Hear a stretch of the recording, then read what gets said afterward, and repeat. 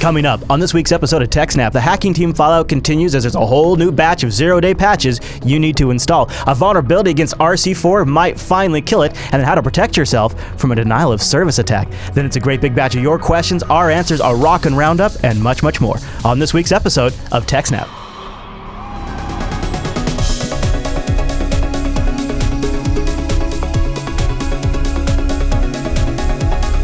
Hi everyone, and welcome to TechSNAP. This is episode 223 of Jupiter Broadcasting's weekly Systems Network and Administration podcast. We stream this episode live on July 16th, 2015. This episode's brought to you by our three fine sponsors, DigitalOcean, Ting, and IX Systems. I'll tell you more about those great sponsors as this here show goes on. Our live stream, wow, that's powered by Scale Engine. You should go check that out over at scaleengine.com. My name is Chris, and joining us every single week is our host, the admin, the tech, and the teacher, Mr. Alan Jude. Hey there, Alan.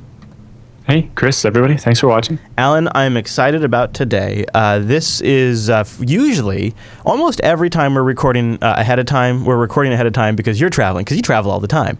And So usually I'm like, okay, Alan, have a good time, enjoy your trip. However, this week, we are double recording because I'm going on a trip. I'm going down to Portland, Oregon next week, and I'll probably be traveling back up during Thursday day, because we're going to be down there Wednesday. Mm-hmm. And so I'll be on the road at OSCON, and so we're going to be recording 2 episodes, and I'm excited to get to go down there because not only is Noah flying out with his family and kids, and we're going to stay at like a great place for kids with a water park and everything like that, but then the dads are going to head out.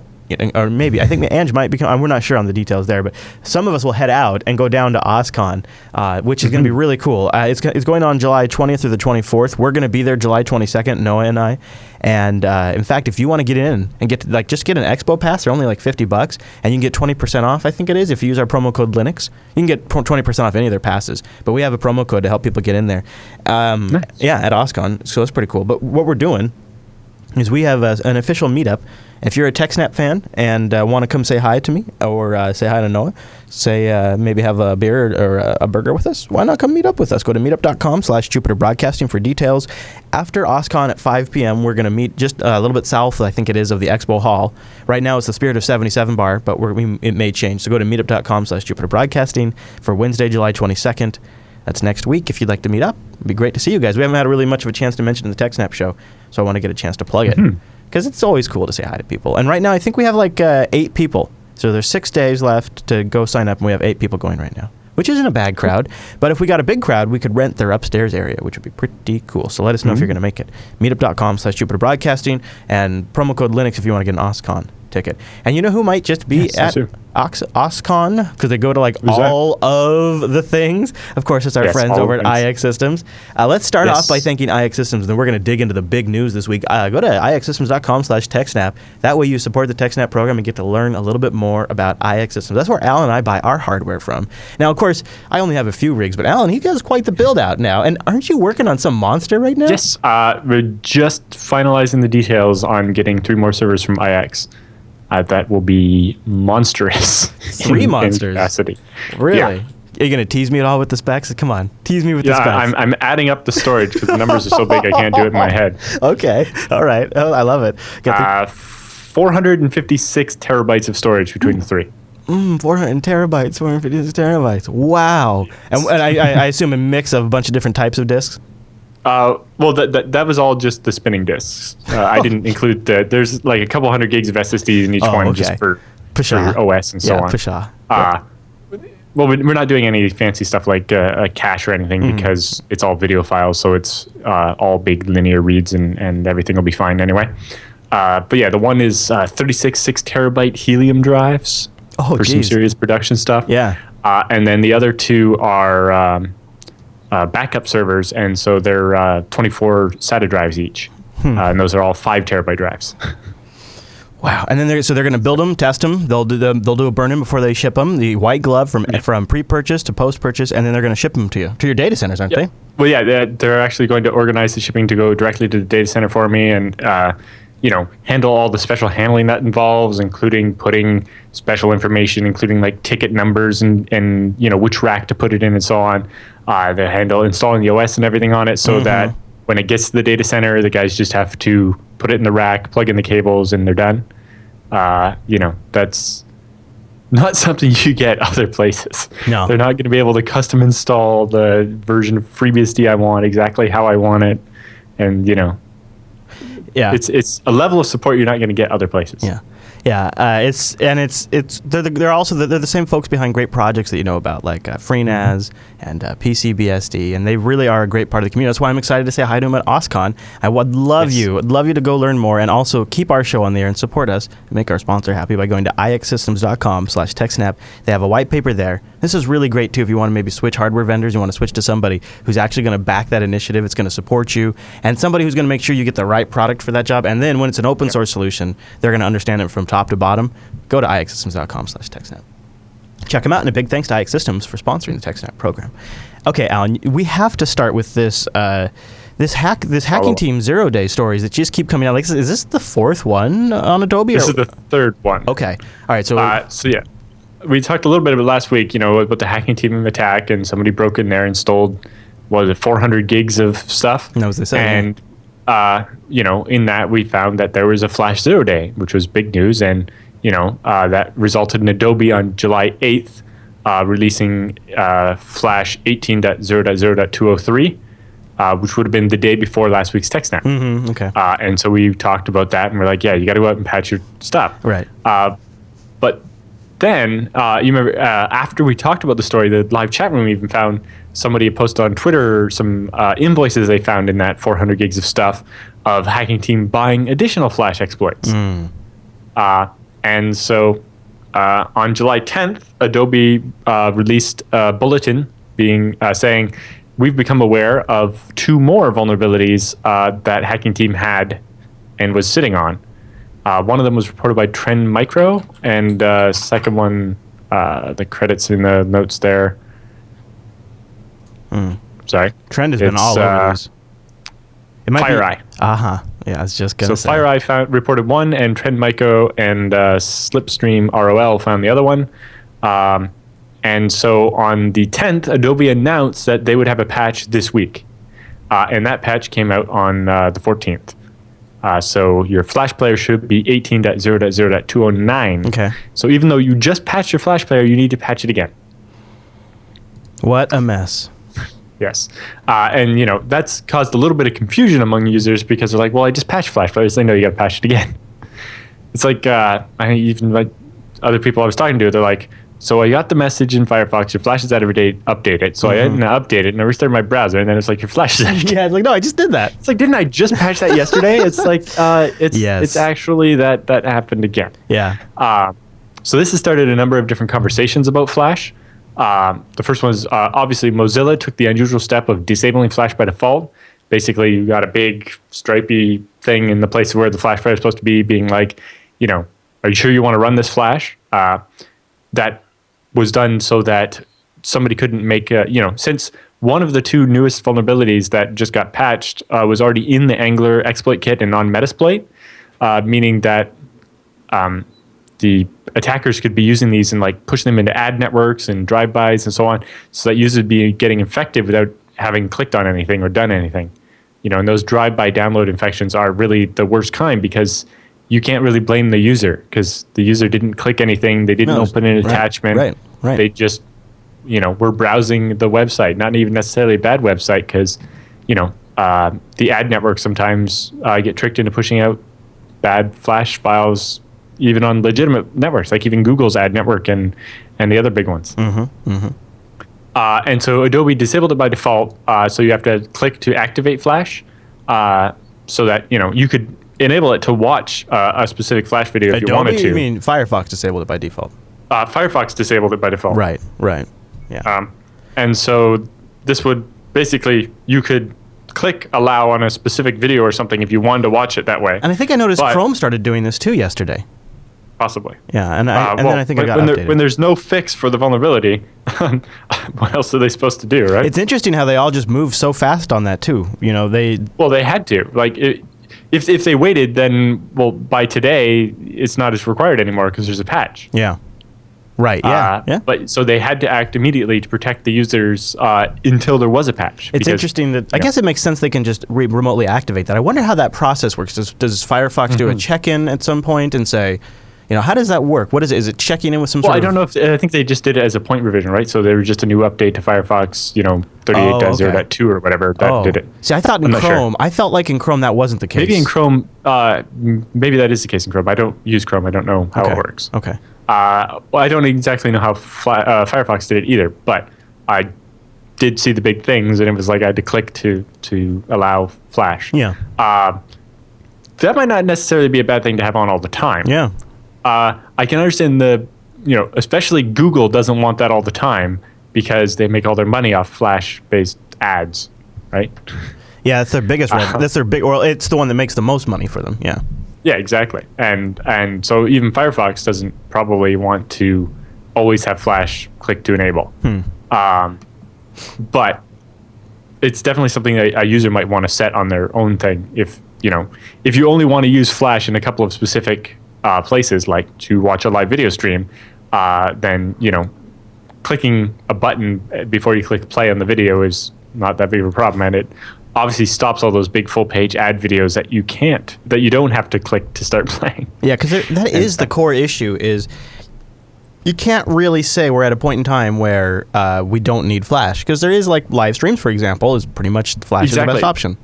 Yeah, the fact that Firefox can't play H.264 on a desktop means that there's no other solution for video streaming at the moment. Right. Yeah. Mm-hmm. And so it's but at the same time though, I feel like the conversation around Flash, and maybe this is going to fade, but I feel like it's at a new fever pitch. Like there's a new momentum around killing it. It seems. Yeah, and a lot of people be like, well, why isn't it died already? And even Krebs is done. I tried for a month without it, and it wasn't that bad. I created a VM to run it for like the 4 or 5 things that I ended up actually needing it for over the course of a month. Mm-hmm.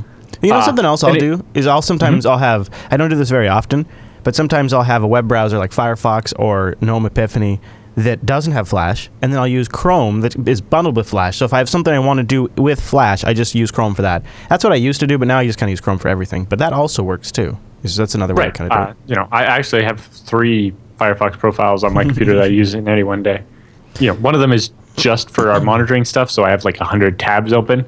And if you did that with your regular session that does interact with other people's websites, it would be horrible. Do you think Facebook's new chief security officer calling for Flash to die, when Facebook is filled with Flash, do you think this is going to have any real impact?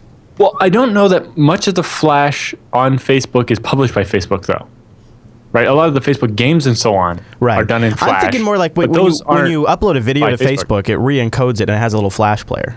Right. Yeah. Although I don't know how often. I guess they do. Every time you upload the video directly to Facebook, they do that. Yeah. Which regular users do a lot. But for those ones, actually, you can do HTML5 because it's not a live video. So HTTP progressive download or whatever just works. Yeah, you could. Yeah. Yeah. So you can. That's a case where Flash could be replaced. Maybe they are. I know they're doing that on. They're doing that on mobile right now. So maybe they do. Yeah. The Facebook CSO has when I first heard the headline that he had made an official request or whatever, it sounded more. But if you actually read the story, it was just some tweets. Hey guys! I just thinking about this, and I wanted to tweet about it.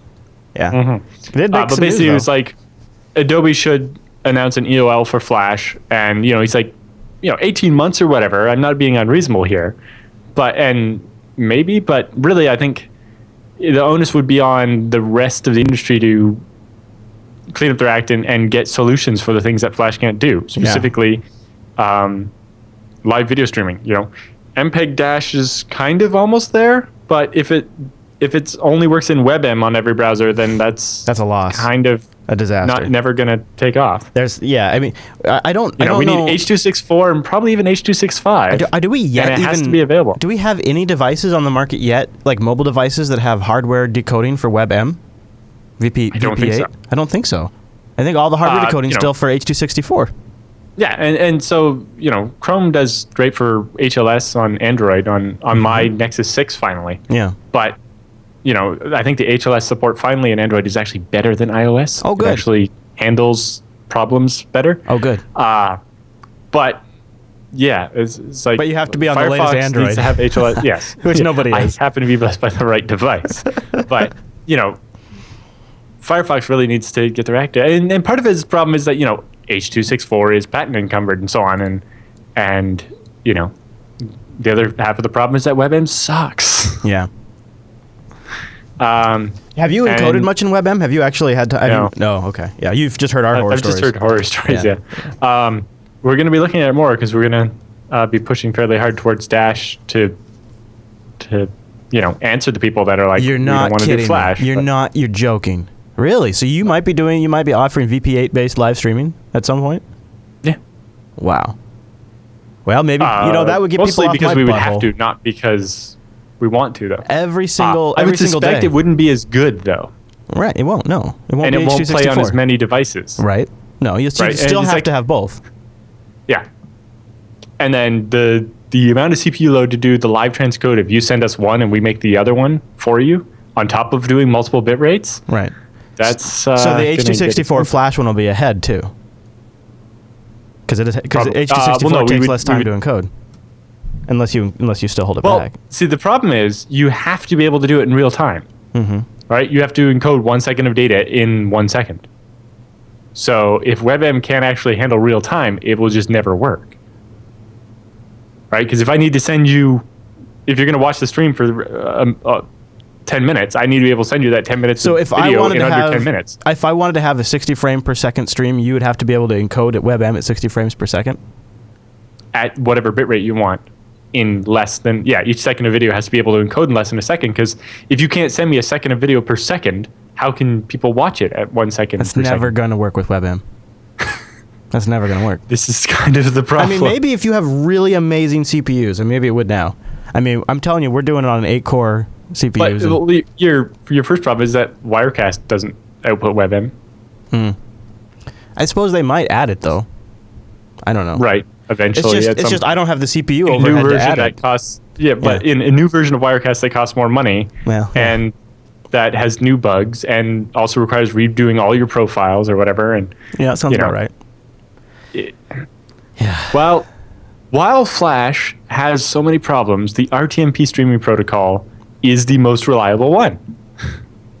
And something like MPEG Dash that uses port 80 or 443 and just deals with doesn't have problems with firewalls and so on, is good. The problem with anything like MPEG Dash is you're downloading a bunch of little chunks of the video. Right. So latency is going to suck, and if you don't do really long chunks, performance sucks. Right, and you get a hiccup in there, and then you start getting that weird look in the video and drop frames. And and then it's just like, how have we not solved this problem? Yeah. Because we've been reliant on Flash, I guess. Well, it's not. No, it's more, I think, that it was H.264 and so on, right? The reason why Flash is so popular for video is because it can decode H.264 on any platform because Adobe paid for the license. And Firefox, being an open source project, can't pay for the license. Right? They could if they really wanted to, but... That's a good point, Alan.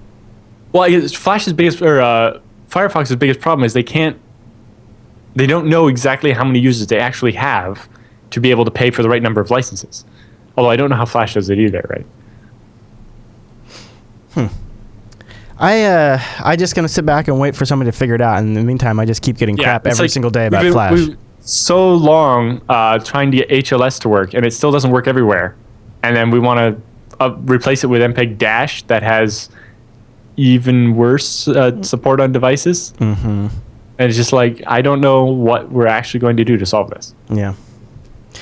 It's like what we really like is if the next good, if H.265 just didn't have patents and was like, here's a reference implementation, everybody just do it, and maybe VP9 will come along and save us. I don't know. Yeah, I wish we could just use X264. I wish we could just use that everywhere and call it good. But we'll see what happens. Well, and it's like Firefox is like, well, we have H.264 decoding on Android because it's provided by the operating system. It's like, well, good for you, but most people used their web browser on a computer. At least the one that needs Flash. Yeah, well, basically, if you're trying to watch an HD video stream, you're probably not doing it on your tiny screen. You never know, but yeah.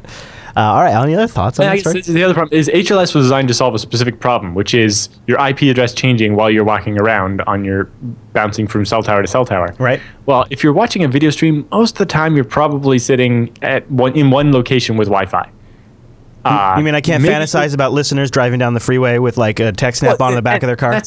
They can do that with either the old-fashioned audio streaming or with HLS, sure.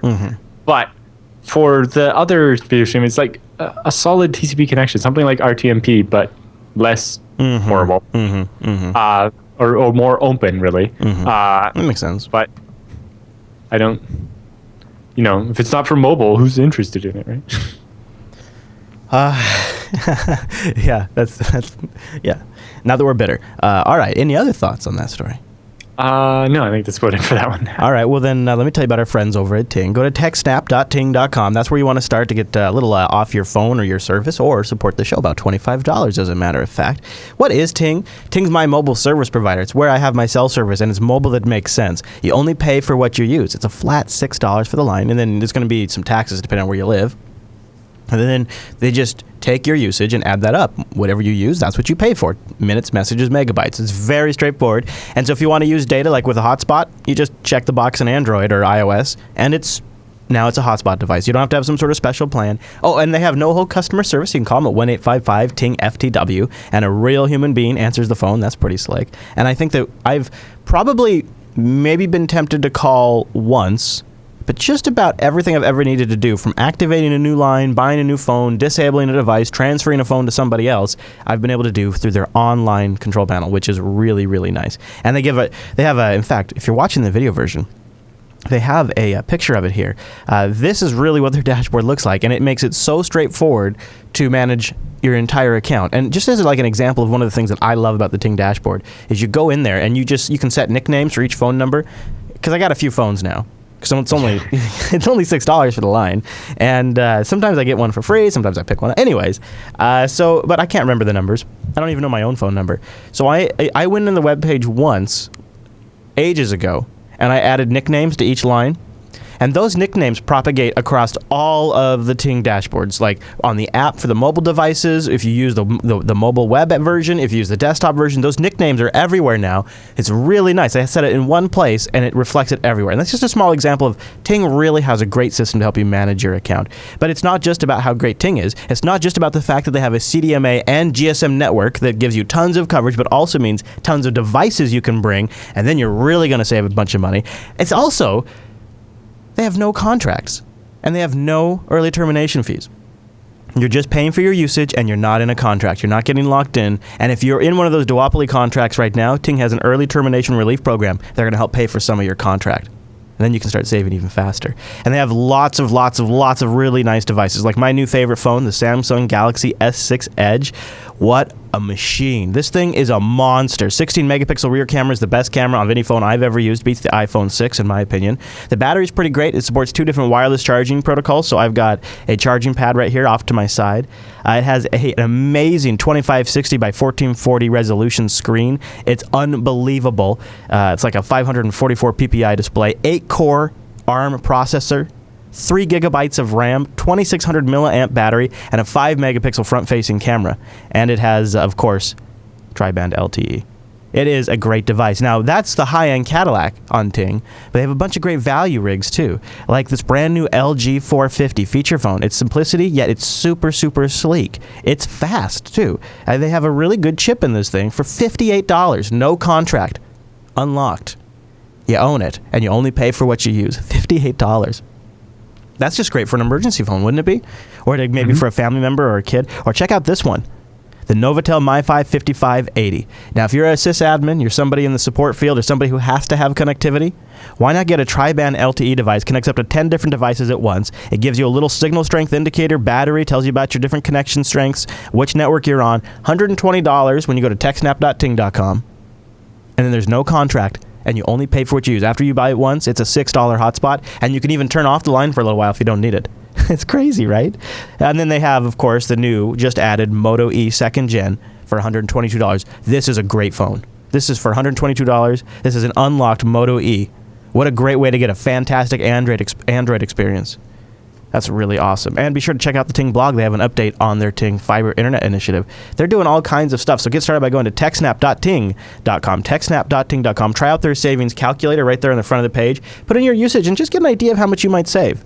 You might be pretty surprised. I personally have saved over $2,000 in the last 2 years. TechSNAP.ting.com. And a big thank you to Ting for sponsoring the TechSNAP program. And thank you to our audience for visiting TechSNAP.ting.com and keeping us going. We really appreciate it. 220, what are we, 223 in? Holy smokes, Alan, we really do appreciate it.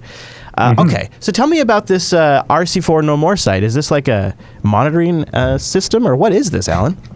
No. So RC4 is one of the oldest crypto ciphers that we still use as part of HTTPS. Oh, okay. And it was often selected in the past because it didn't take as much CPU. So it was less CPU than like it was gentle on the server, so if you had a busy server or something? Okay. So for a long time, Google used it, especially for things like Google Docs and just stuff where it was good to have some SSL, but it wasn't like critical, like you're logging. It wasn't like you were logging in and saying your password. Sure. It was just SSL for the sake of having SSL for everything.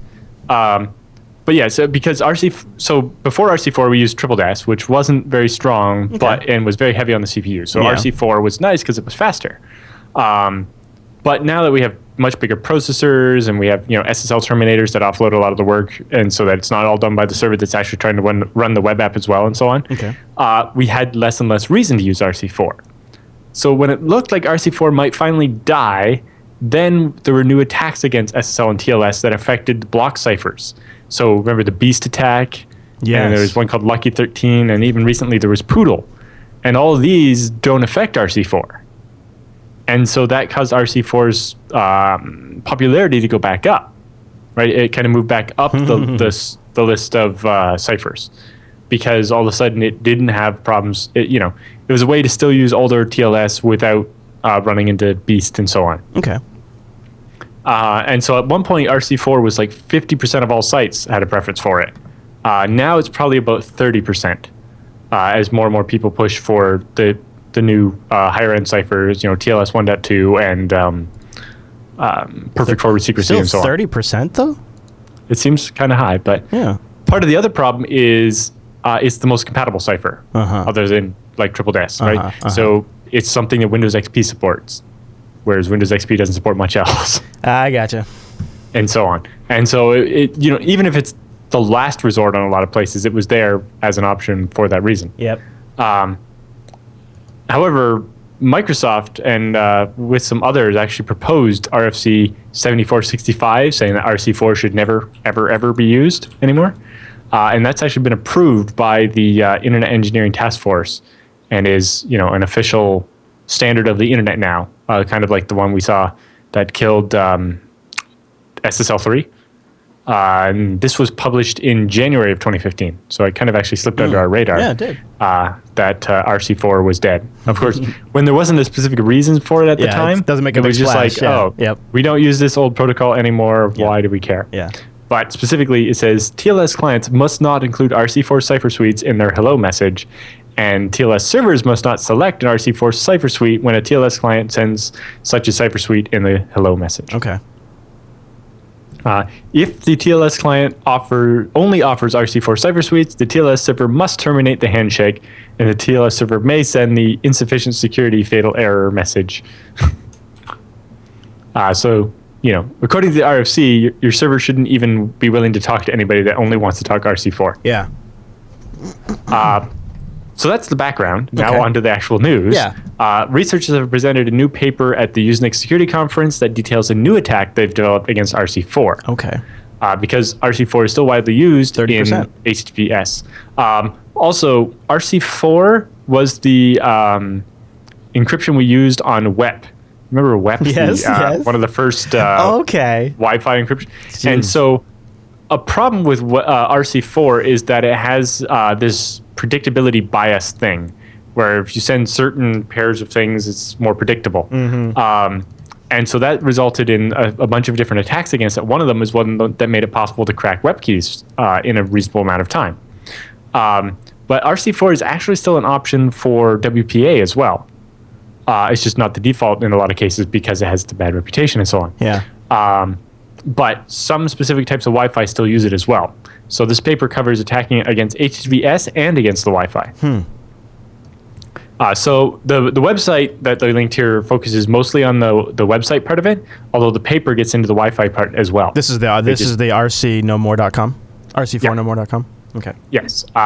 So this is another one of those, Heartbleed style sites, and it doesn't look like they actually built a logo for it, but no, but we do have smiley faces. This one is fairly good, right? It's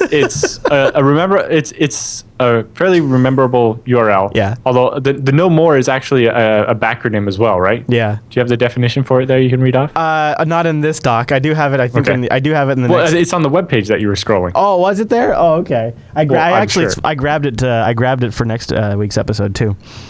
Oh, there you go. Yeah, I did. But it's the backronym. Numerous occurrences of monitoring and exploit. Numerous occurrence monitoring and recovery exploit. Okay. So it's because the way the attack works is you get the client to send the same message a bunch of times with the numerous occurrence, and then by monitoring that, you can recover the original message. Yeah. Okay.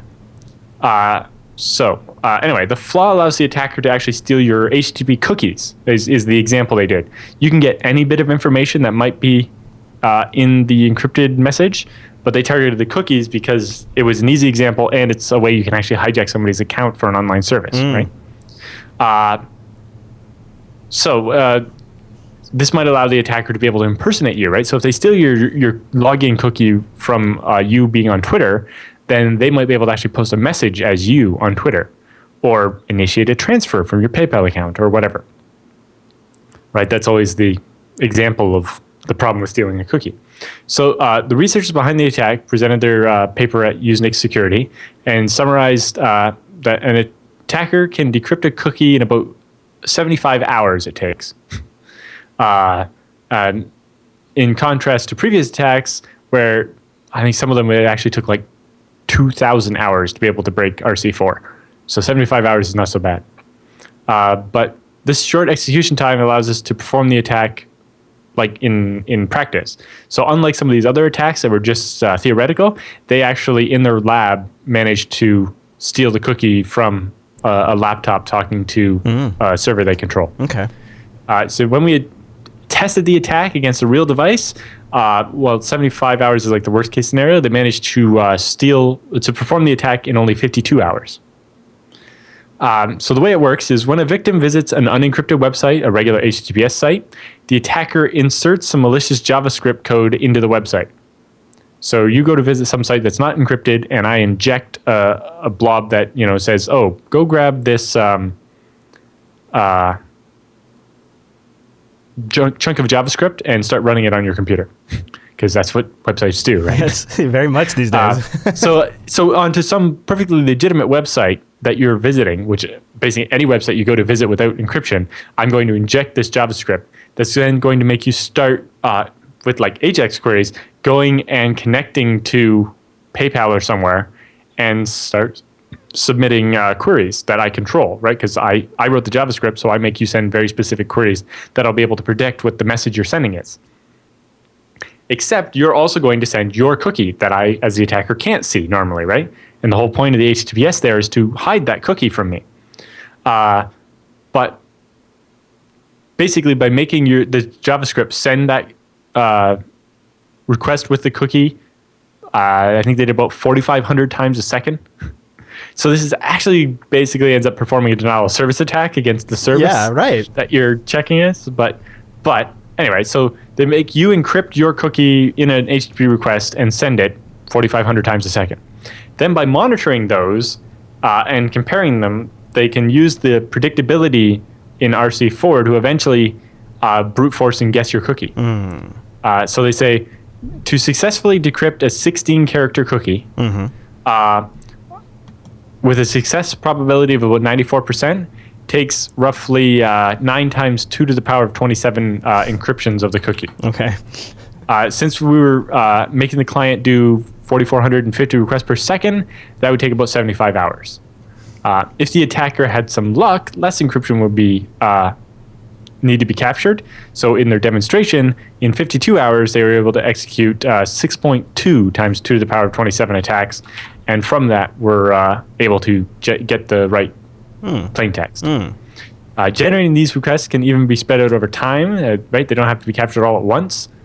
because obviously you might notice if your computer was sending these requests constantly. Yeah, especially if it's going to really work the CPU. Yeah. During the first step of the attack, the capture requests are transformed into a list of 2 to the power of 23 likely cookie values. So they figure out, what are the most likely values of that cookie. All cookies in that list can then be tested in about 7 minutes. The only problem is here, I think this would be very obvious to PayPal if somebody was sending them 4,500 requests per second and then started spamming them with requests for trying different cookies and so on, right? Mm-hmm. But, if it's not something they've specifically protected against previously, right? We've seen, Apple's lost my iPhone password reset or whatever had no rate limit, and people just pounded on it for weeks or months until they brute forced people's passwords. Mm-hmm. Yeah. They say, and in the paper, we not only present the attack against HTTPS, but also talk about WPA TKIP. Their attack against WPA takes only an hour to execute and allows the attacker to inject and decrypt arbitrary packets. So it would actually allow you to add additional information, basically inject evil JavaScript into an encrypted website, or also just decrypt the packets and be able to sniff passwords or whatever. Evil JavaScript. Dun, dun, dun. Yes. But it also says, in their FAQ on the page, they talk about comparing it to some of the previous attacks. And they mentioned, like I said earlier, that all the previous attacks took at least 2,000 hours. And this one only takes 75. Ouch. So that's a pretty big improvement. That's a massive improvement. One of the later, more recent attacks, I think it took somewhere between 300 and 500 hours. But even that, compared to 75, that's quite a bit. Yeah. Especially if you can spread it out over an amount of time. And as always, Alan dug up the source paper and has linked it in the notes. If you want to peruse it yourself, you might be hardcore like that. And actually, it's fascinating interesting stuff. Research. Yeah, really. Exactly. And to see just how they lay it all out, and even just to see how they present it is kind of educational in a way. So you can go to jupiterbroadcasting.com, look for episode 223 of the TechSNAP program, and then down past the video and the download links are all of the show notes where Alan has noted all of this. Any other thoughts on that one, Alan? No, it's just interesting. I'm not sure about the practicality of this particular attack. If you're not the NSA, then maybe how are you doing the man in the middle? But as we always say, if you could break the Wi-Fi using this in about an hour and then start injecting packets, you could actually probably do it against people. Right. At the coffee shop. Well, type thing. And what if you revisit those numbers in, like, say, 3 years? How much time is that gap been closed then? Right. Like, yes. So hopefully the fact that RC4 is supposed to not be used anymore will actually happen by 3 years from now. RC4 no more. RC4 no more. It makes a good chant, Alan. Yes. So nice job on the backronym. That one is actually not bad. Yeah. They did have to use multiple letters from one word in a couple of places, but we have a doozy next week. We have a doozy. Next week there's a doozy of a backronym. So. Yeah. Plus, it's a little bit meta too. It's awesome. It's really awesome. Okay, well, let me tell you about something else that's awesome. That's our next sponsor. It's DigitalOcean. Go over to DigitalOcean.com and use our promo code of power, SNAPOcean. That's the TechSNAP promo code to give you a $10 credit over at DigitalOcean.com, and then you can try out their $5 rig. 2 months for free. If you're not familiar with DigitalOcean, let me educate you. They're a simple cloud hosting provider dedicated to offering the most intuitive and easy way for you to spin up your own cloud server. They have an entirely SSD-backed infrastructure, so you're going to get great I/O. They've picked key data center locations, and they have a really great system. And what's amazing is the value. And they don't just value, and not just in terms of cost, but also in terms of your time, which is the big one for me. You can get started in less than 55 seconds to spin up the machine, and for that, and that just right there is a huge time saver. I really appreciate that. But here, then you get to the value of the price. For $5 a month, you get 512 megabytes of RAM, a 20 gigabyte SSD, 1 CPU, and a terabyte of transfer. And DigitalOcean has data center locations in New York, San Francisco, Singapore, Amsterdam, London, and a great one in Germany now. And their interface to make all of this possible, to bring it all together, is amazing. It's super intuitive. It's really, really well built. And that's where I want to come back on this time savings things, because it's really fast to do things like take snapshots before you make a big change, or do a template-based machine copy, so that way I don't have to reset up the whole software stack. Or it's very simple to transfer or do one-click deployments of applications. And they're not using like some sort of proprietary, bogus, like panel management system to push packages to your rig. They're using open source normal, like Docker and Doku and all of these standard technologies that just work with the underlying operating system. And when you deploy a system, it's already all hooked up to all of the repos for that system, so that way you just get updates right from. It's not like you all of a sudden now have to get special updates because you're installing packages using their management. You know, I have been down this road before where vendors try to create this system for you and they build it all together, and then it becomes like this weird system that's a hybrid between a mainstream Linux distro and something where you have to push packages using their control panel. Nothing like that over at DigitalOcean. It is such a great system. It's so well designed, and you really got to try it. That's why we have the promo code SNAPOcean. Give you a $10 credit. You try that $5 rig, 2 months for free. They have free BSD you can play with, Fedora, Debian, Ubuntu, CoreOS, and just go deploy like the LAMP stack or something, or Ghost. What a neat blogging platform, Ghost. Just write your Ghost, you write your blog in Markdown and publish it immediately. No more crazy CMS to really have to worry about for the most part. And if you use that promo code SNAPOcean, well then, and remember, that's one word, lowercase, you get a $10 credit, no credit card required. Also, DigitalOcean has a bunch of great resources to make your use of their infrastructure more valuable. I love this one, Alan. How to automate the scaling of your web application to DigitalOcean. Now, see, DigitalOcean also has hourly pricing available. So if you have a busy day, you need to just scale a little bit for a few hours or for a couple of days. What a great way to do this. Or how to create a blog with Ghost and Nginx. Now, there's a good one. So many great ones. Combine those two. So you have your blog on a $5 droplet, and it's not expensive for you. But if you get popular on Reddit or whatever, and all of a sudden have all this demand, you can use the DigitalOcean API to spin up a more expensive, higher-end instance to take some of the load. Mm-hmm. And then as soon as once your website's not too busy, you can just turn it off, and you only pay for the hours when you needed it. I love that. And that API makes it so straightforward to do that. There's good code examples out there of how to do that already, because the community just eats that API up. So go to DigitalOcean.com and use the promo code SNAPOcean. And a big thank you to DigitalOcean for sponsoring the TechSNAP program. Alan, Go ahead. I was going to say, before we run, I wanted to give him, we are getting so close to BSD Now 100. Yes. And we won't be here. We won't be live next week with 99, but we will be back for 100. Wow, cool. That works out really well. So if you go to jupiterbroadcasting.com, our code is your code, episode 98 of the BSD Now program hit. You can grab the HD version. One of our interviews from BSD Can with Zinuous, the company that bought the existing customers of SCO. So they have giant customers like McDonald's and so on that run SCO on their point of sales terminals.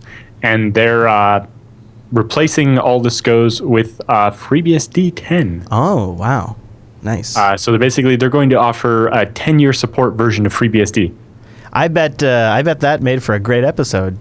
So you grab the HD version right now, and then this is about the halfway point of the TechSNAP show. So by the time TechSNAP wraps up, your download will probably be done, and then you don't have to have like an Alan Jude withdrawal. You just go right into the next show, and you use more Alan Jude. And BSD Now is usually a pretty long show, so you'll get a fix for a while. So that's over at jupiterbroadcasting.com, BSD Now, episode 98. 98. That's amazing, Alan. That's really nuts. Okay, with the news all done, that means it's time for the TechSNAP feedback.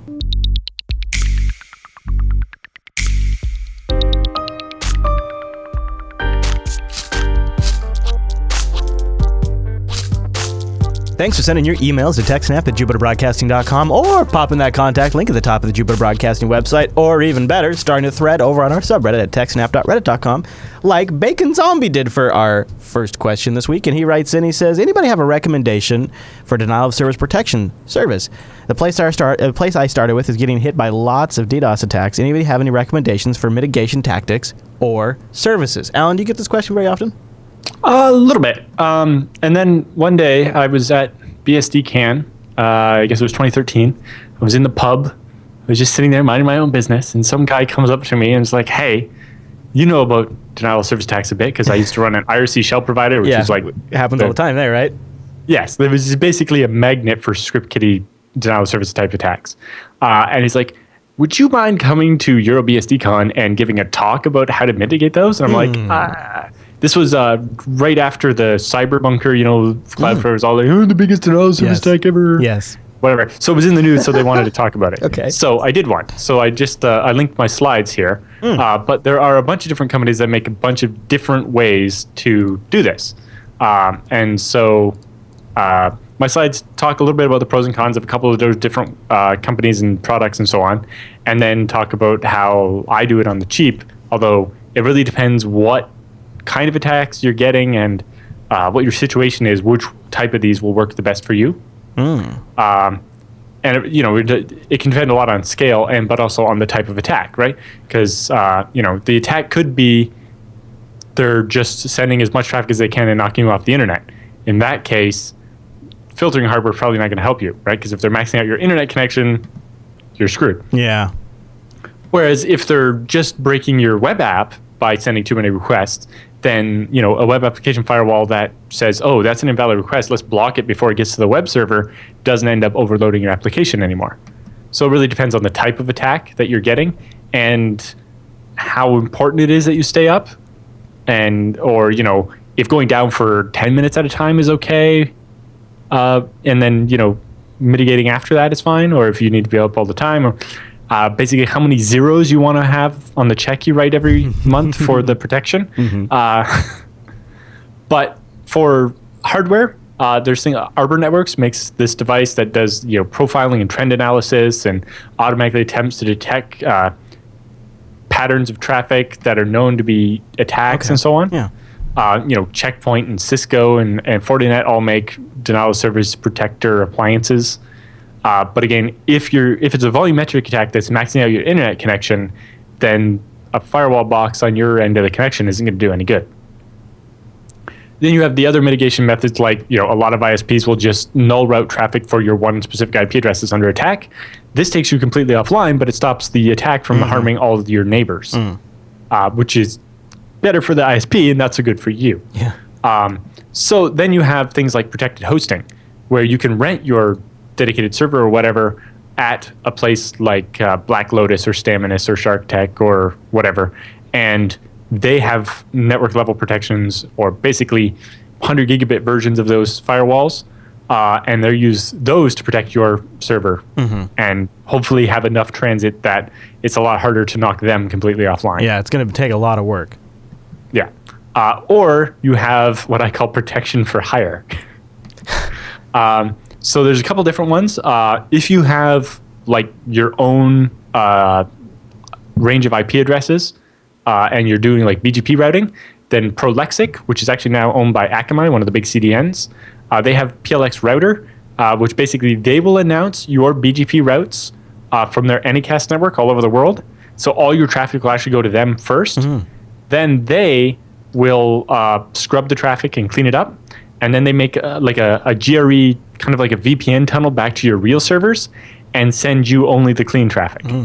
So your real servers end up not actually necessarily directly connected to the internet. Basically, you keep their IP addresses secret, and the attackers hit all the Prolexic servers, and they scrub the traffic and then tunnel that traffic back to your real server.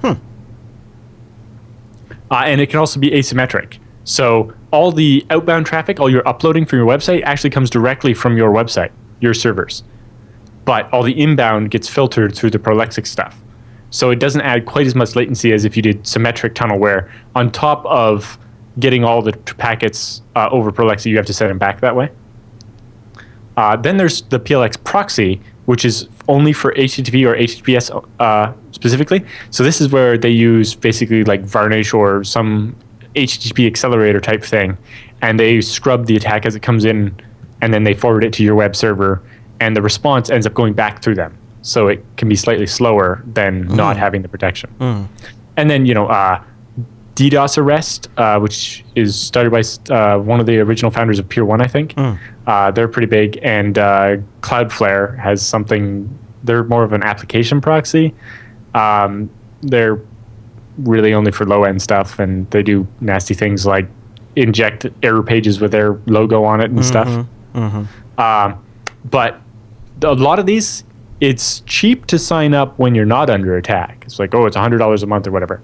But if you call them on the phone while you're under attack, they want $10,000. And so on. So it's definitely better to set this up, something like this, before you under attack. Prolexic is what Krebs uses because his site's been attacked many times. But it can be rather expensive. So it really depends what you're willing to put up with and how much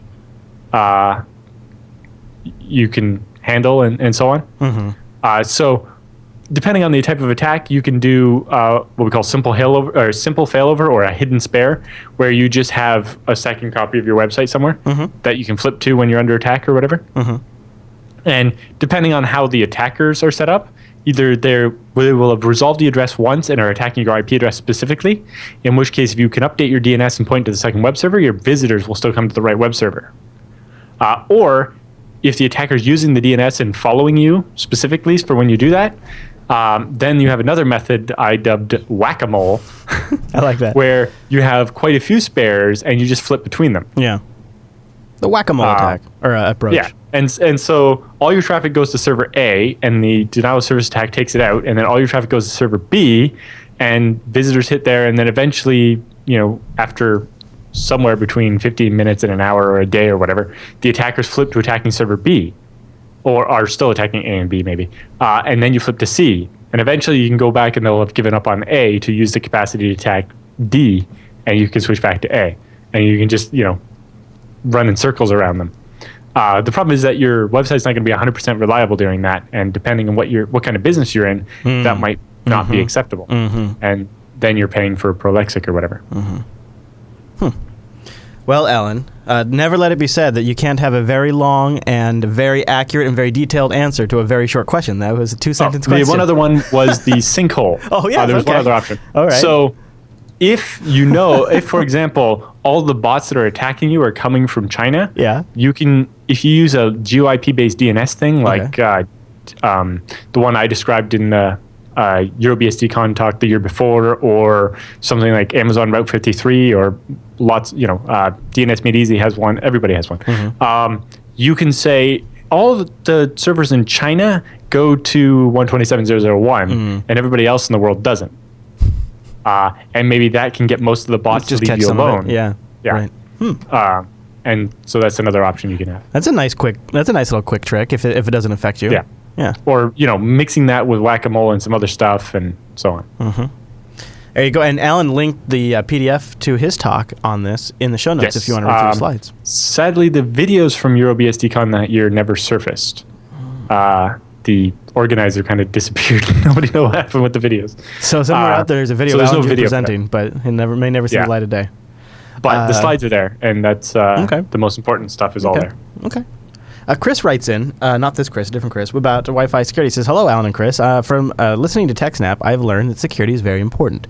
From time to time, you mention security vulnerabilities in routers, backdoors, and so on. That made me rethink my home infrastructure, which now looks like this. An old Dell Inspiron Mini 10 is now connected to the internet with Ubuntu Mate on it.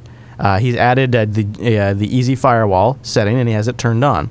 The laptop creates a hotspot for his other laptops, and he connects them over Wi-Fi. He says, what do you think of this setup? Does this seem like a good, secure setup or not? Your thoughts, Alan? It should be fine, except for, what if you want to use your laptop for something else, or want to have, what do you do when that laptop's turned off, and a couple of things like that. But it works well enough. I'd say just keep patched. Yeah. Right? Whenever you opt to in general, that's fine, except for the fact that, that laptop's kind of pinned down now. Yeah. Whereas, if you get some off-the-shelf router that can be DDWRT'd or have FreeBSD installed on it, then, or, you buy a device from like Netgate or somebody from the pfSense store that has Wi-Fi, then you get to do it still in the same form factor, right? Yeah. So yes, using computers for your router and firewall is great, but some people would prefer to keep the little form factor that uses less power and doesn't make any noise. And you can get devices like that run open source software. My big disclaimer what you're doing works good enough. My big disclaimer would be just remember the more complicated the software on the computer, the more exploits there potentially could be, the more things you need to keep patched. Right. So just stay on top of your updates because you're running a full Ubuntu desktop system there, which means there's a whole range of things somebody could potentially really execute and exploit. Yes, your actual router probably shouldn't also be your desktop, but you only have so much hardware. Yeah, in this case. And at the same time, that's why I'm saying, having your laptop be the thing that provides Wi-Fi. It's like, well, I need to reboot my laptop, but on this other machine, I'm using the Wi-Fi to do something I don't want to interrupt, right? And you'll end up feeling like, I wish I had a dedicated device for this. Right. But I think it'll work from a technical standpoint. That works. But things like that TP-Link WDR 3600, it costs $40 or $50 on Amazon, and you can install DDWRT or FreeBSD on it. and it's got 2.4 and 5 gigahertz wireless N, and does G, and has all the stuff, and has 2 USB ports, so you can even add extra storage to do other stuff with it. And it seems like a nice platform. So Java Jake writes and wants to see if we can help him get better internet routing. He says, hey guys, I'm a longtime listener of TechSNAP and Last. I think I've listened to every episode from the beginning. Anyways, here's my issue. I'm contracting for a company in Cambridge and need to sync a significant amount of data with the office there, and I'm working out in the middle of nowhere, PA. If I connect directly through the VPN or SSH, I'm limited to download at the top speed of about 14 kilobits. I have found, however, that if I do a port forward and push my SSH and my rsync traffic through my DigitalOcean server in New York, I'm getting over 100 kilobits, which I still think is maxing their upload and my download. Is there any more straightforward way to force my connection to take a faster route? Hopefully by the end of the year we'll have better internet connection on both ends, but in the meantime, it'd be nice to have something that was more usable. Oh, and if you have any suggestions for keeping the data synchronized under Linux, that would be really helpful too. Thanks for all you do. Keep up the good work. Java Jake. A couple things. Specifically, the part of the problem of doing SSH is that by default SSH has a fixed window size and doesn't automatically scale. So if you're going somewhere, he didn't say which Cambridge. I don't know if he means in the US or in the UK. Probably even in the if it's in the US. Yeah, it's in the US. I think that's pretty bad. I think it is, but you know what? I don't know if he did. He might have said, because I did cut part of the email down, but I don't know if he did. Well, he's using a DigitalOcean server in New York instead of London, so maybe it is in the US. Yeah. If it is in the US, it's less of an issue. Just the problem with the fixed window size in SSH is that on a long distance connection with a higher ping, you're going to get a worse transfer rate, right? Basically, you get bandwidth delay product. It's kind of a solved problem, but because SSH was fixing its window to avoid getting a lot of buffering and delay, it would cause on really high latency connections to get really bad performance. So there is, in newer OpenSSH, there's a patch called HPN, or High Performance Networking, that fixes this and let TCP do its thing. And I found with that, I went from getting 2 megabytes a second to getting 25 megabytes a second over SSH on a gigabit connection. Whoa. Yeah. Or even more. You know, I push 500 gigabytes of data around over SSH all the time. It's ridiculous. Yeah. But that can make a big difference. Although when he talks about through the VPN, I don't know what protocol he's using on the VPN, but that it can be hard to say for the VPN as well. But for SSH, making sure you have SSH with the HPN patches on both sides will probably make a big difference. And then just making sure you have big fat socket buffers so that you can get more data queued up so that you're maxing out that pipe the whole time. Yeah. For file transfer sessions, that's great. For interactive, not so much. So it's something you have to play with a little bit. There's not really a way to force your connection to use the better route. I actually had this problem. There was a fiber cut between Toronto and New York last week, and it was causing me some headaches while trying to play games at night because the server I was trying to get to was in Washington, D.C., and so it went through New York to get there. And so I actually got so fed up that I created a VPN from my house to a server in Chicago, and routed only my traffic to the game server through it, and then it went around New York and went directly to Virginia, and it meant that my connection to the game worked, and I didn't have the 25% packet loss anymore. So I hacked around it. That's funny. But yeah, as the end user, you have no way to control the route that your packets take. So the VPN is really the only way. So bouncing off your DigitalOcean server might help. You might also try just on your DigitalOcean server, try doing the rsync directly there and see what the speed's like. And if it's really a lot higher, then you might actually be better off staging the files, right? Transfer them from Cambridge to your DigitalOcean and then to your house from there. I remember I used to do this when I had a dial-up connection and I wanted to download big files. I would actually download them to my server, which had like a 100 megabit connection, and then I would download them from there over my dial-up, partly because it was so close, the latency was a lot better, and I could basically saturate my 56K connection. Of course, it would still take 26 hours to download 350 megabytes. Miserable. Yay, dial-up. Well, he's talking about getting, only 100 kilobytes per second. It's painful. 14 kilobytes per second is still 5 times dial-up, or 3 or 4 times dial-up. But yeah, isn't that sad? Okay, Alan, I think you actually know this next one. Idram from the chat room, I think I was talking to you. Yes, we were talking to you last night. Yeah. He says, I need a KVM crash card adapter that works with the recent release of Linux. Current adapter's interface program is very old and doesn't work on Ubuntu 14.04 or later. The use case is connecting my laptop to a SIG server and watching them boot or perform work on otherwise not possible over a remote console connection. I need to be able to plug a device into a server's VGA or USB ports, be able to watch it boot up, and type on a console terminal using my laptop. When I'm done, unhook the KVM adapter, close the rack, and move back to the next host that needs work. So, what do you think, Al? Yeah, so he links as he's using a StarTech one right now. Yeah. But StarTech was said, like, well, we're not really interested in updating our Linux driver for this device that I don't even know if they still sell them actively. Why does it need to have a driver? Why isn't it just a HID device? Because basically it connects to your laptop over USB. And then it presents a virtual monitor, and a virtual CD-ROM drive, and the keyboard, and so on, right? Yeah. It's interesting. I've never actually tried to do that specifically because most of the data centers I have access to have consoles there.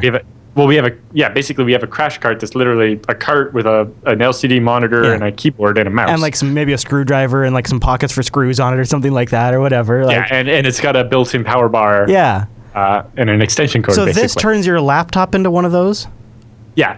So you're using your laptop screen and keyboard as the console screen, as the server screen and keyboard? Well, you run the software and you get like a window that is a view of the screen and lets you, when you type it goes into the server, So he says they offer Fedora and Ubuntu packages, but they're all from like 2013. Yeah, it's typical StarTech, I think. Them. Yeah. Well, at least they bothered with Linux once, but anyway. Yeah. And he says he's tried running the Windows version under Wine, but it doesn't seem to work very well. And he tried passing through the KVM adapter USB device into a virtual machine, but that didn't seem to work either. What about just using an actual serial port? Well, serial's not the same, and most times the BIOS and stuff that he's basically dealing with a server where it's to the point where it won't boot. Yeah, he wants to see the BIOS. And he needs to fix it, and you need to see the BIOS and the stuff that happens before the OS. The other problem with serial is that it has to be set up in the OS, and it's usually not by default because you might use a serial port for other stuff. It seems like the long-term solution would be a KVM in the rack that you just hook a monitor and keyboard up to. Is this not possible? Yeah, but that's if you have literally thousands of servers.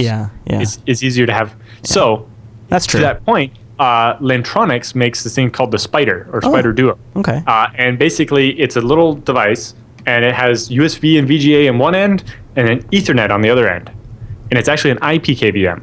Ooh, yeah. So at our data center in North Carolina, if my server goes bad, I put in a ticket and I go on the list, and then when there's one available, I get one of these. They have like 8 of them or whatever for the whole data center. They go and hook it up to my server, set it up, give it an IP address, and mail me the IP address, my username and password. I log in and I can remotely control my server. Yeah. And then when I have a maximum of 24 hours or whatever, and when I'm done, I can tell them, and they give it to the next person on the list. So then it turns it into a temporarily to an IP-enabled KVM. It actually does an IP KVM one, so you can even do it remotely. Yeah, that's great. Now he just wants it for his laptop, but he could locally connect over the Ethernet port to this device, and it also gives him the flexibility to do other stuff. Yeah. Looking at it on Amazon, it's actually slightly cheaper than the thing he's currently using. Oh, really? The downside is it requires the client is in Java, and so it's even under Linux that might not be that great. I've only ever used it on Windows. I don't know, like the IPMI client for that's in Java for some of my servers. It has a Linux version. Or it's written in Java, so it's supposed to work on every operating system, but it uses native code for Windows and Linux, so it doesn't actually work properly under BSD currently. But yeah, the Spider thing works kind of nice because it just uses an Ethernet connection. You don't necessarily have to have a driver on the laptop, so it's easy to plug it in just any laptop. Yes. But it does use Java, so you end up having to install some software anyway. But it also means no driver on the server. Right. Well, the other one doesn't require a driver on the server either. It connects with a USB port and a VGA cable. Yeah. So it's what's also interesting is servers Amazon starting to not have VGA ports sometimes. Yeah. Is that getting more common now? A little bit more common, yeah. Although not so much because everybody's KVM and everybody's crash cart are VGA. Yeah. Like I remember when I had my Bitcoin rig Yeah. in a rack at the data center, we got there and then realized that, this thing has 6 DVI ports, but no VGA. Luckily, one of the data center techs happened to have a VGA to DVI adapter in his car, and he let us borrow it. Idrim's in the chat room right now, and he says he has tens of thousands of servers at work. So yeah, this would be something that you can float around. Idrim. Amazon. Okay. Don't say it though. This is something that could be floated around, and I love the idea that you could use it locally or remotely. Of course, one that wasn't meant to be an IP KVM and actually does more like what he was originally looking for. Yeah. You would expect to be cheaper. Because it wouldn't have to have as much software and stuff. But I feel like you're buying one. The problem with the USB connection, the problem with using a USB connection in the laptop is then you get very specific about drivers. Whereas with Ethernet, it's a lot more generalized, right? Yeah, exactly. And it's a lot more flexible in where you can use it and what you can use it for. All right, so there you go. If you'd like to email the TechSNAP program, go over to jupiterbroadcasting.com, click the contact link, and choose TechSNAP from the drop-down, or go to our subreddit, techsnap.reddit.com, and we love answering your questions. Anything kind of sysadmin, hardware, networking, security, you name it, we'll talk about it. But yes, if you know of the right device for this guy, please let us know so we can pass it on. Yeah, maybe you've got a cheaper, better one, or maybe not cheaper, but a better one. Or, one that you tried and know is bad. Yeah, or the other flip side of the one that's been in production and worked really well for you, too. Those are always nice to hear about. You can set all of them in. I managed to get an AvoCent 16-port IP KVM for the rack here, and it's quite useful, although I've heard other people complain that if you leave it on for too many months at a time, it'll just hang, and then when you go to use it, it doesn't work, and then you have to try to reboot it, and it's like, well, I bought this thing so I could purposely not have to be at the data center. Yeah, that could be a problem. I call them AvoCent, but you're probably right, Avo. I don't know. All right, well, that wraps up the TechSNAP feedback segment. We'd love to get your feedback, and with that all done, it means it's time for the TechSNAP Roundup.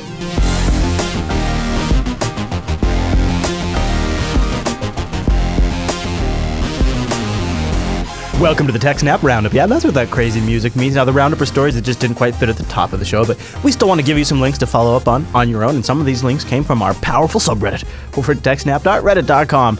I love this first one. Guess what? It's a Java 0 day. The first Java 0 day in 2 years is being exploited by PwnStorm hackers. PwnStorm hackers? It's just the name that the Trend Micro came up for with the group. So they called them PwnStorm. I'm sure there's a story behind the name, but anyway. But yeah, so we've had Java patches lately, but most of those were, where researchers found a problem and sent it to Oracle, and they fixed it before anybody was actively exploiting it. Yeah. And then maybe an exploit came out for it after, and if you hadn't updated, you would be in trouble or whatever. But this one particularly is somebody has an exploit for Java that Oracle hasn't fixed yet. Or I think they might have fixed it now, like today, but a week ago it wasn't fixed. And so it's the first time in 2 years where we actually had a Java 0 day. And it just happened to be happening at the same time as the double flash 0 days and all this other craziness. This is the one where we heard about it redirecting it to Trend Micro IP address. That's what this next link is. The second one is. The second one is related to the first story, yeah. Yeah, so the PwnStorm guys are kind of sick of Trend Micro researching them and posting stuff about them. So the attackers added some Trend Micro IP addresses as command and control servers in their bot code. It's not Trend Micro is not sure why. They're like, we don't know if they're going to try to claim that they hacked those servers and that they're actually command and control or something, but they're not. We're not sure if they're trying to do it to do a distributed denial of service attack against us or something, or to get our IPs on a blacklist. I think it's a middle finger. Oh, maybe that might be it. Yeah, that might be it. Yeah. And a bunch of stuff like that, just to give Trend Micro a hard time. Probably. Yeah, that's kind of funny. It's like, we know you're watching. Here, let us make it easy for you. Have a copy of all of our commands. Yeah, well, here's a copy of all. Yeah, now just get your packet dump going. Yeah, here, have all the packets. We're pretty sure you won't be able to do anything about it. All right, Alan, this is ripped from our earlier one. We mentioned it before, but now we're going to move it down to the roundup. Facebook security lead wants Adobe to say publicly when it's going to end Flash. Not just let's do this, but set a date, Adobe, and let's actually do it. So far, all I've seen is Adobe announced that in August of this year, the long-term support version of Flash will switch from 13 to 18. So no date yet. Well, I don't know that Adobe really has an interest in ending Flash. Yeah. But I think 18 months is probably too aggressive a timeline. it'll take longer than that for new standards to come out to replace some of the functionality of Flash. And the interesting comments on Slashshot and so on were like, no, we must leave the ads in Flash so they're easy to block. If they just build them into HTML5, it'll be much harder to block the ads and not other stuff. That's kind of a sick and yet somewhat twisted way that's accurate to look at it. Alan, you grabbed a podcast by the Security Through Education guys with HD Moore. They say, don't scan me, bro. Don't scam me, bro. Which is a kind of a riff on the don't tase me, bro, obviously. Yep. So what do we know about this? So it's the social engineering podcast, and they've been trying for a while and managed to get HD Moore, who's the head researcher over at the Rapid7, which makes Metasploit and so on. So it looks like it should be a cool interview. Yeah, so we'll have a link to that if you guys want to check it out in the show notes. I like this one. Back to the hacking team. The FBI, turns out, has been using hacking team to unmask Tor users. Now, this is coming out through via invoices and emails in that 400 gigabyte dump that Alan mentioned earlier. And there's a product that hacking team was selling to the FBI called Galileo. Ooh, isn't that neat? Now, here, I grabbed a few bits of interesting details here. Nice. So they say here that the FBI would contact the hacking team and ask them if they could help track down a Tor user. And it goes something kind of like this. They say, in version 8, one of your engineers told us that the scout can reveal the true IP address of a target using Tor. Is that still true with your latest version? If not, can you please provide us a way to defeat Tor on that box? And it goes on to talk about what they would do is hacking team would then work back and forth, kind of like get a work order set up with the FBI, and then they would snag the target's computer, maybe like through many different methods and deploying malware, whatever, and then they would get the IP address over to the FBI. They also talk about in here how they wanted to sex up their products because they realized that the FBI was only using their Tor busting products for like low-level investigations, and so they wanted to add more buzzwords like VPN busting, one-click less infections to make it more sexy so the FBI would buy more of their services. Yep. Yeah, so the FBI is paying them plenty. I think the total number out there is pretty nuts. I didn't grab it, but there was like a huge number that came out. Hey, you got a very interesting story here from the Netflix blog, Alan. What's this? Yeah, from their tech blog. Yeah. So it's tracking down the villains' outlier detection at Netflix. So it's actually telling a story of one that happened recently. Okay. So it's 2 a.m. in the morning, and half of our reliability team is online searching for the root cause of why Netflix streaming isn't working. None of our systems are obviously broken. Everything says everything's fine. But something is amiss, and we're not finding it. After an hour of searching, we realized that there's one rogue server out there in our farm that's causing the problem. We missed it among the thousands of other servers because we were looking for a clearly visible problem, a server that says something was wrong, rather than looking for the insidious deviant. So then they add a little bit of marketing here. They're like, in Netflix's Marvel Daredevil series, Matt Murdock uses his heightened sense to detect when a person's actions are abnormal. But anyway, so they look at, they say the Netflix service currently runs on tens of thousands of servers, and typically less than 1% of those are unhealthy in some way. For example, a server's network performance might degrade and cause elevated request latency, or unhealthy server will respond to health checks and, maybe one of the drives is dead, or it's the drive is still kind of working, but it's returned corrupted data, and so the client gets the video and they can't decrypt it because it was smunged or whatever. Yeah. They say a slower, unhealthy server is worse than a down server because its effect is small enough to stay in the tolerances of our monitoring system. It's hard to see. Right? So it's a little bit slower, but it's not so slow to necessarily say something's wrong with it. Yeah. And stuff like that, right? Or, some clients are reporting an error, but we always have some background level of problems because people's internet connection, or they're trying to do it on Wi-Fi or whatever. It's got to be one of the hardest things to know when it's their problem or on your end. I mean, you know that as somebody doing streaming video. It's very hard to troubleshoot that kind of thing sometimes. Yeah, streaming video is extremely difficult because there can be like 10 different causes and only one of those is my fault.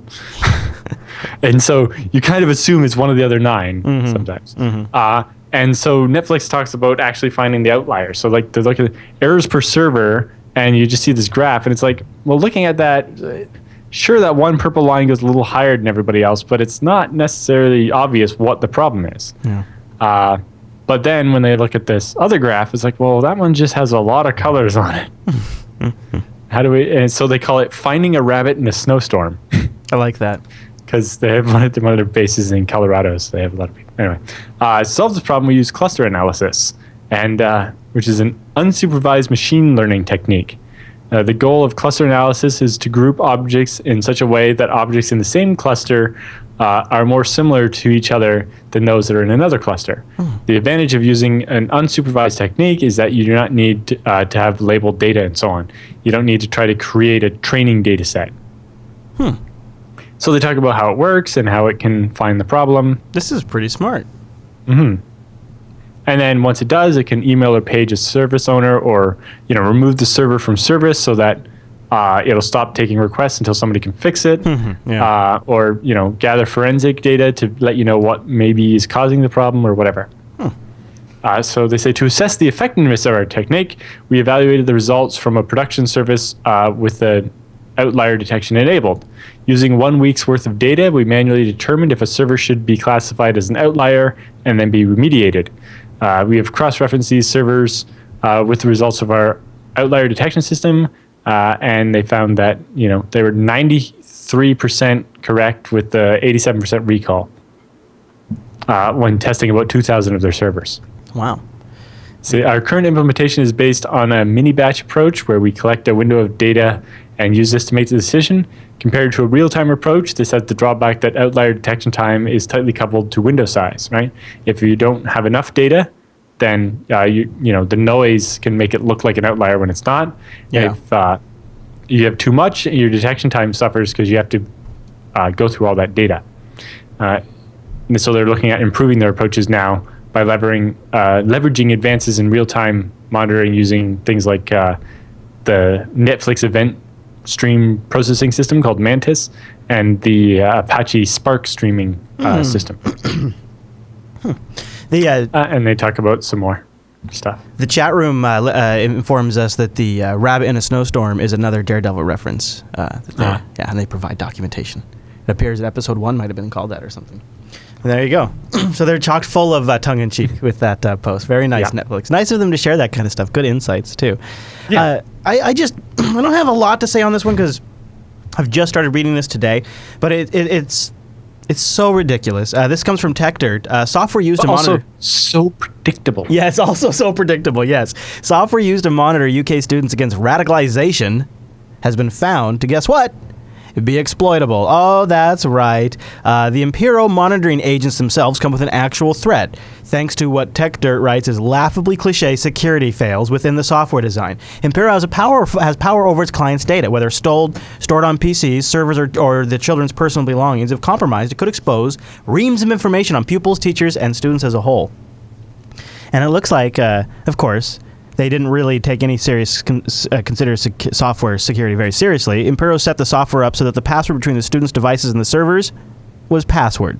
They made the password password. I'm sure somebody was supposed to change that and just didn't, but that's freaking horrible. Yeah, it is freaking horrible. So now you can get access to all these computers. I mean, it's nuts, and of course there's... I don't think... Every student in the UK shouldn't be subjected to have everything they do make sure that they're not being radicalized. That's such a pseudo threat. I know. People don't radicalized. It's really bad. And Impero didn't handle this very well either. Like when people started talking about it, they sent out cease and desist. They had stuff pulled off of GitHub. Like they totally like manhandled the response to it as well. So TechDirt has the whole article. It's a good read. Now Alan has a good post from Tau Security. Defender's Dilemma versus Intruder's Dilemma. Yeah. So the first slide there is talking about the Defender's Dilemma, where the intruder's a wolf and the defender's the sheepdog, and then the victims are a bunch of sheep. Yeah. And it says the intruder only needs to exploit one of the victims in order to compromise the enterprise, right? They just have to get one sheep and then they're in, right? So as a defender, you have to be able to stop every single attack, otherwise they get in, right? Yeah. Whereas the intruder's dilemma can also happen the other way around. If you're the intruder, the defender only needs to detect one of the indicators of your presence in their system. True. In order to initiate their incident response and lock everything down. So logs, snort, firewall monitoring, anything. Virus scanners, F-Secure. You trip something. So they all these different defense in depth things, and if you trip one of them, they're going to come down on you a ton of bricks, cut off the internet, and make sure you can't touch anything or access any data, and stay offline until they've made sure they got rid of all of you. Mm-hmm. So, it's kind of like, the defender's dilemma is something we've talked about even with like terrorism, right? There was like the terrorists only have to get lucky once, right? Whereas the defender has to get lucky every time to make sure that it never happens. But the same thing can be, you can take it the same from the other side. If you have defense in depth and are watching all the different things in your network, all you have to do is get that first hint that somebody's already made it into your network, and you can cut them off before they can do anything. That's the hope. And so as the intruder, you have to be very careful to try to stay hidden. And so that's it really fits in with when we were talking about Kaspersky getting hacked, right? And Kaspersky was like, thanks for all the info. They kind of almost cited the intruder's dilemma. It's like, you guys, why would you go after us? We're going to be watching for it, and now we have all of your stuff. Yep. We know all these fingerprints about you, and we're going to make it that much easier for everybody else to detect you. Thanks for all the info, in other words. Yeah. Well, Alan, that brings us to the end of the TechSNAP broadcast. If you would like to make this show a little better or throw a story in here you'd like to hear us cover, you can go to techsnap.reddit.com, submit or vote or comment there.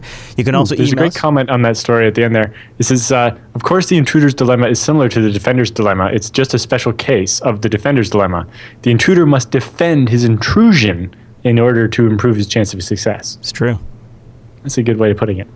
We're not all that different, I guess. So also, you can join us live. We won't be live next week because we're pre-recording, but just check jupiterbroadcasting.com/calendar. In fact, for travels and stuff, you never know. We might be doing some doubles coming up soon, and we'd love to have you join us for those sessions because we get to hang out with the chat room all day long. It's really cool. Let's go to jblive.tv for the live experience.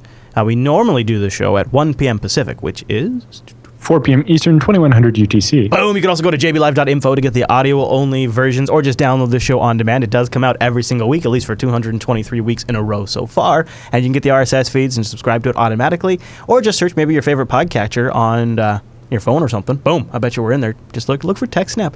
And you know what? Listen to it. Listen every week. Why not? It's like veggies. It's like veggies for your brain. But not like veggies that taste bad. Like there's butter and cheese on them, and I even like grilled them on the barbecue a little bit, so they're pretty delicious veggies. So they're still good for you, but they're veggies too. You know, like I mean, yeah. Maybe there's something in there. You guys work with that and send it into the show. Just go to TechSNAP and TechSNAP@jupiterbroadcasting.com. Work on the slogan for us, okay? We obviously need to improve it. All right, everybody. Thanks so much for tuning in this week's episode. See you right back here next week.